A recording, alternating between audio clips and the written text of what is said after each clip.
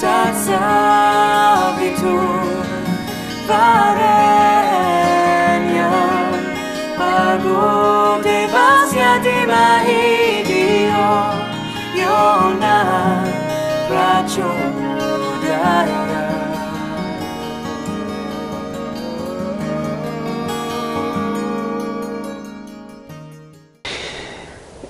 Et bonjour, nous revoilà aujourd'hui pour une posture de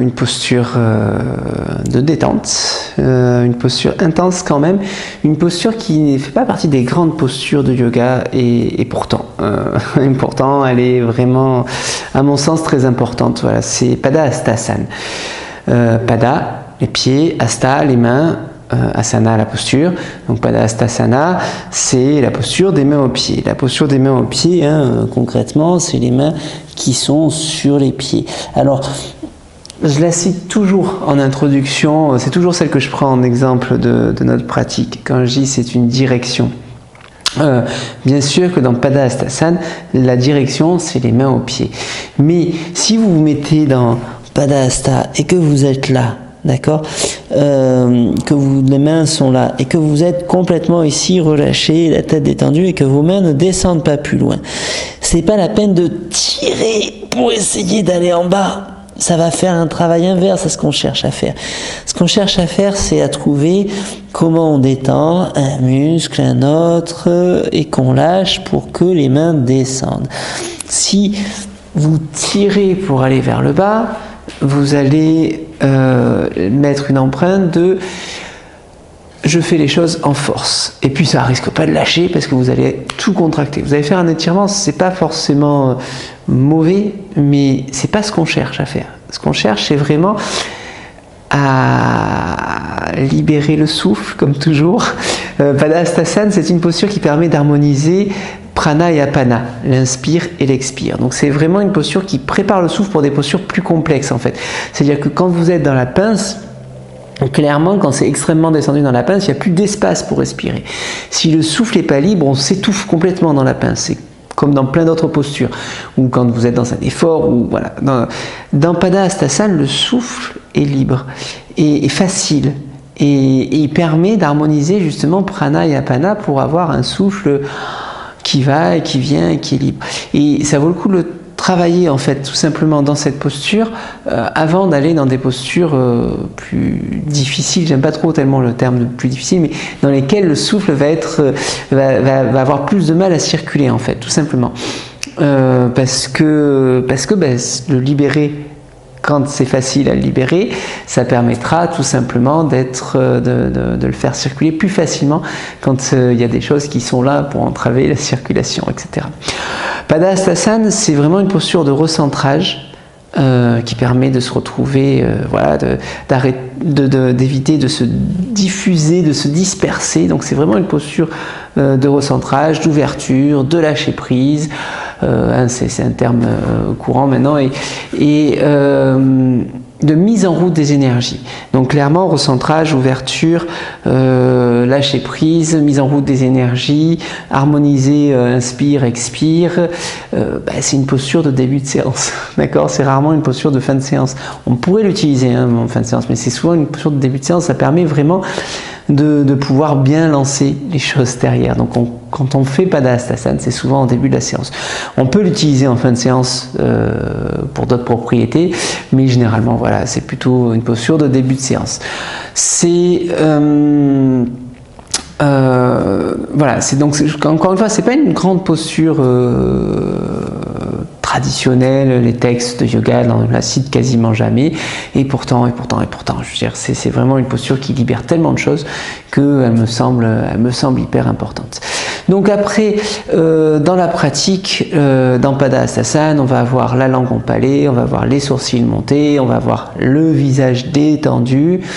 On va visualiser le souffle dans l'axe. À l'inspire, on sera dans le front, et à l'expire, on sera dans la racine, sauf que la racine sera en haut et le front sera en bas. Mais inspire dans le front, expire dans la racine. expérimentez le plein quand vous êtes dans le front, expérimentez le vide quand vous êtes dans la racine. C'est vraiment, voilà, cette idée dans Padahastasana, c'est le plein, le vide, l'inspire, l'expire, les allers-retours, etc. Au niveau de la position, on va placer les pieds de la largeur du bassin. La largeur du bassin, c'est votre largeur du bassin. On a chacun une largeur du bassin différente.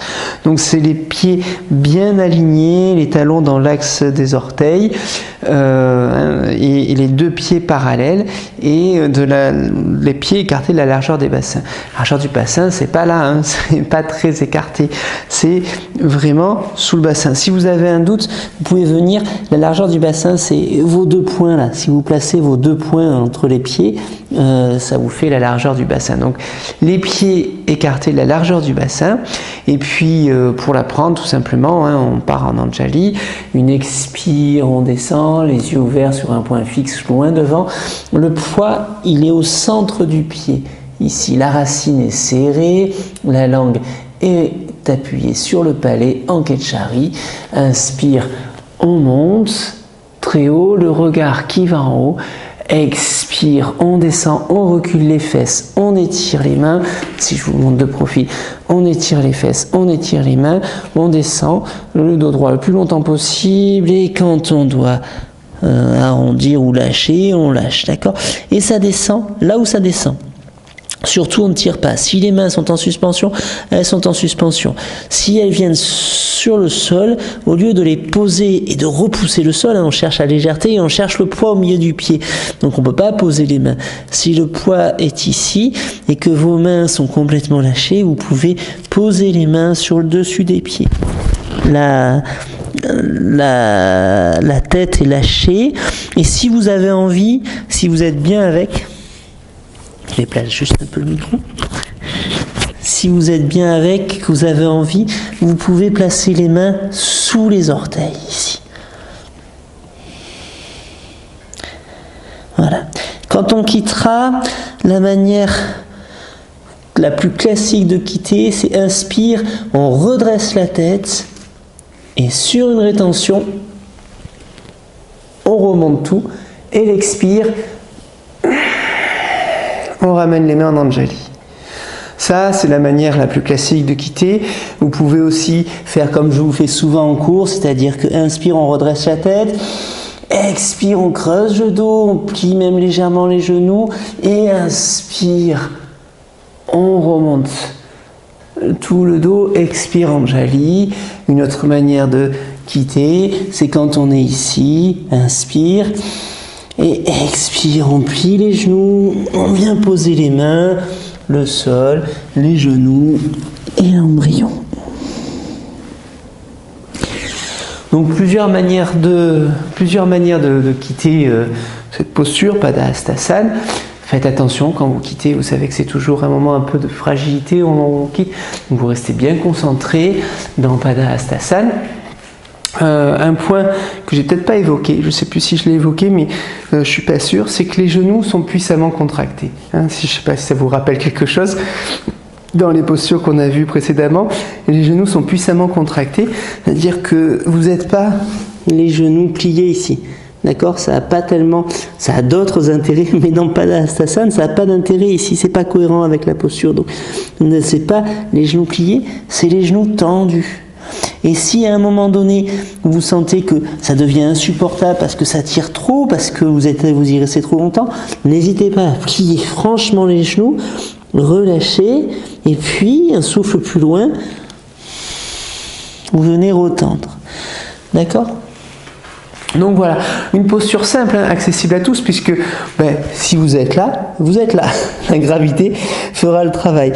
Et plus vous êtes loin, plus la posture est intéressante pour vous, parce que plus vous avez de choses à lâcher, plus ça va mettre en frottement, plus vous allez pouvoir travailler dans cette posture. Donc ne vous dites pas, cette posture, elle n'est pas faite pour moi, parce que moi, mes mains, elles ne touchent pas les pieds. Au contraire. Si les mains ne touchent pas les pieds, elle est faite pour vous, elle est complètement faite pour vous-même. D'accord ? Donc voilà, j'ai à peu près tout dit, je pense, sur cette posture. Au niveau des souffles, on peut faire un souffle 1, 2, c'est ce qu'on va faire là dans l'exemple. Alors, plutôt, quand j'ai 1-2, c'est vous comptez 10 à l'inspire, 20 à l'expire, par exemple. Hein, c'est-à-dire, c'est pas... mais c'est plutôt...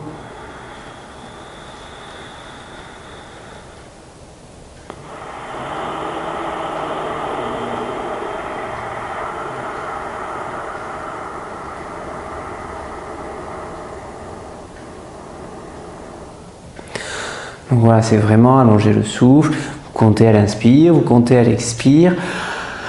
On pourra faire 1-2-4, c'est-à-dire insérer une rétention poumon plein, 1-4-2, insérer une rétention poumon vide, non, 1-2-4, insérer une rétention poumon vide, 1-4-2, insérer une rétention poumon plein. On peut aussi faire un Basrika, ça déménage, mais c'est super intéressant. C'est-à-dire qu'on fait un Basrika en bas, et quand on a fini le Basrika, inspire, on monte la tête, rétention, on monte tout en haut, et on reste tout en haut. Donc, et on tient la rétention en haut. C'est une manière de faire, ça fait, on est ici, bon, on a pris normalement, on est ici, les mains dessus, les mains dessous, ici un Basrika. Un Basrika sur plusieurs minutes, enfin sur 1 ou 2 minutes, et puis inspire.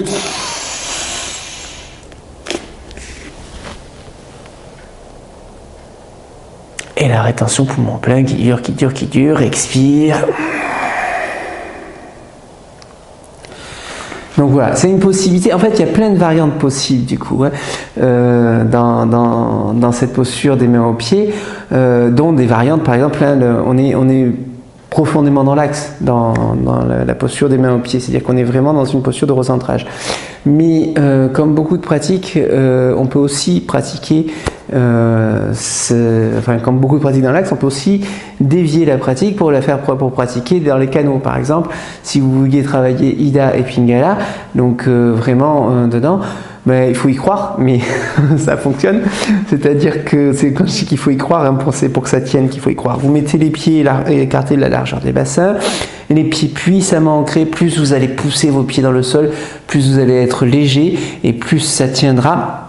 Parce que ben, on l'apprend classiquement, inspire, expire, inspire, on monte les mains, expire, on descend. Alors bien sûr là, pour le coup dans cette variante, il faut que les mains soient arrivées sur le sol, puisque une fois que les mains sont sur le sol, ici dans la variante pour les canaux, on va serrer puissamment la racine et puis on va lever une jambe.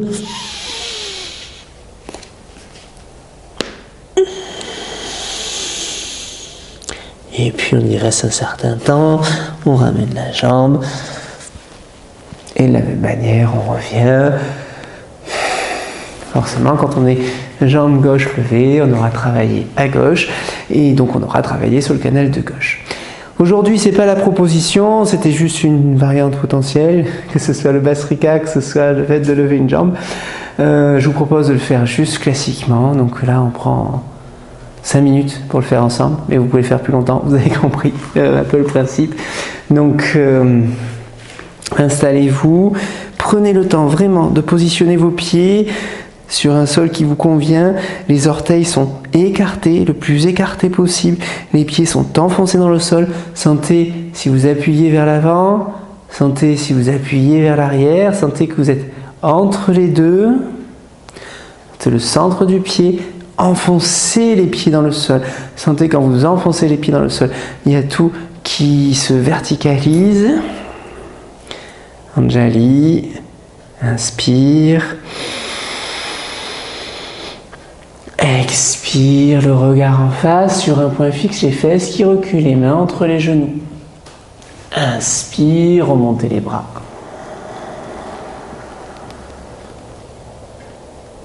Expire, le dos droit, tenez le dos.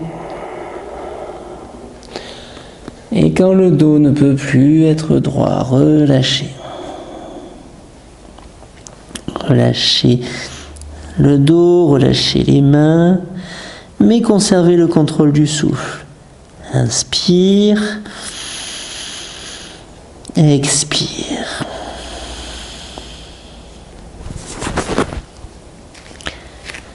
Les mains en suspension ou le dos des mains sur le dessus des pieds ou les mains sous les orteils. Les genoux sont contractés, tendus.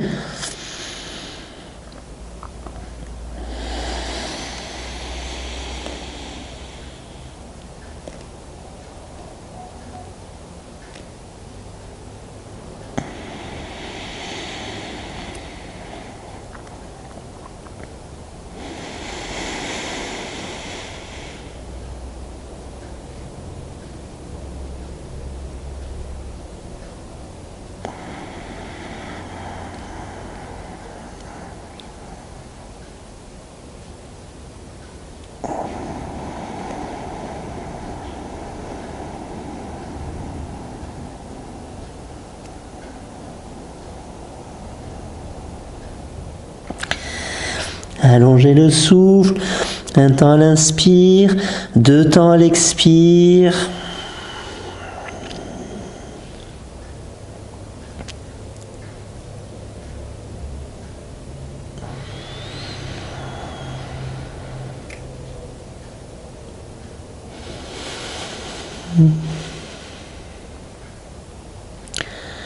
L'appui au centre du pied, les genoux tendus. Allongez le souffle. Après l'inspire, il y a peut-être une petite pause à plein, juste le temps que vous ressentiez le plein. Après l'expire, il y a une petite pause à vide, le temps de ressentir le vide dans la racine. Sentez le plein, sentez le vide. Ne redressez pas la tête comme moi je la redresse pour pouvoir vous parler. Laissez la tête descendre, au contraire. Les épaules sont relâchées, complètement relâchées.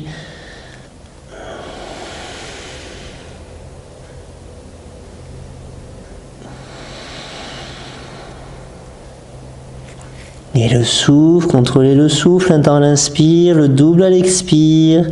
Allongez le souffle, la direction ce serait de compter 10 à l'inspire, 20 à l'expire, mais en grappillant souffle après souffle. Si vous êtes bien sur 4-8, restez sur 4-8, et puis testez simplement 5-10, testez, puis 5-10, puis 6-12, et puis 7-14, etc., etc.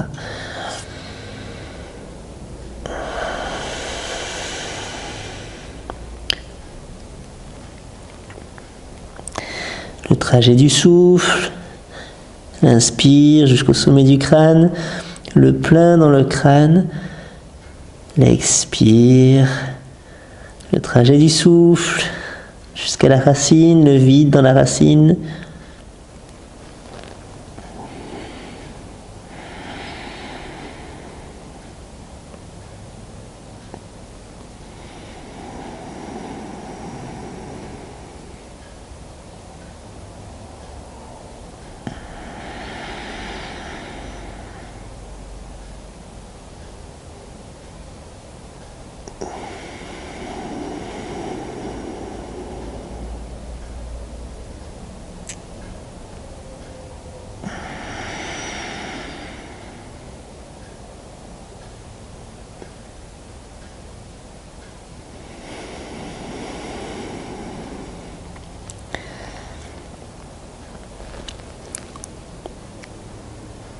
Équilibré, l'inspire, l'expire, ça harmonise le souffle, on l'allonge mais sans effort.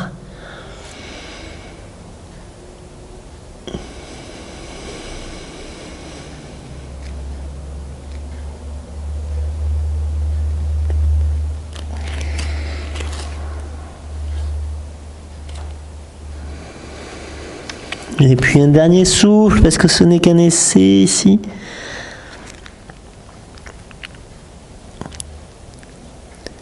Inspire.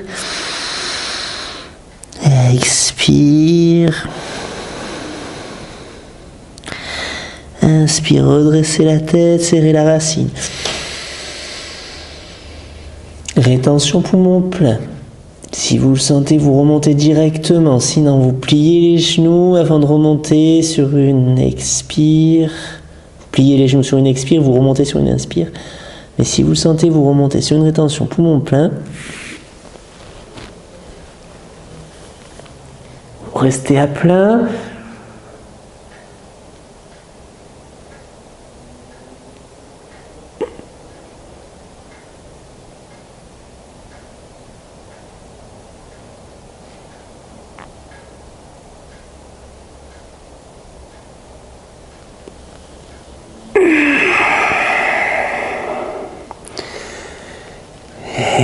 sur une expire, Anjali. Étirez les cervicales, sentez les pieds ancrés dans le sol. Appuyez les mains l'une contre l'autre. Les mains devant la poitrine sans la toucher. Et puis lâchez les mains. Étirez les cervicales. Détendez les doigts.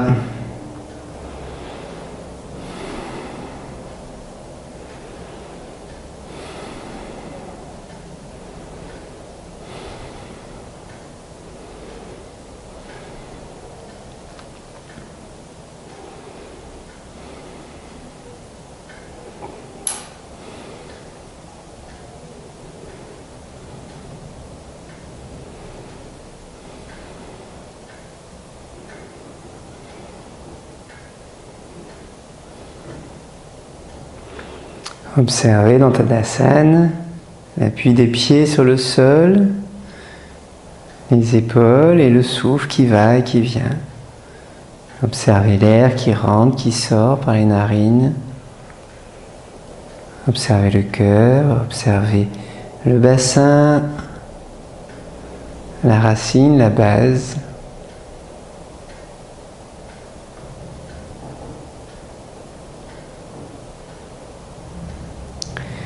Et puis inspire doucement, tranquillement.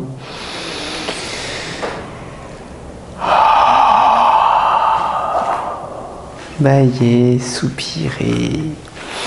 Détendez les jambes, les genoux. Et voilà, on s'arrête là pour aujourd'hui. Padastasana, encore une fois, c'est pas une grande posture traditionnelle, mais c'est une posture qui fait beaucoup de bien, qui prépare bien les souffles, qui prépare bien le corps. Donc n'hésitez pas à en abuser. Voilà, moi je vous dis à bientôt dans une prochaine vidéo.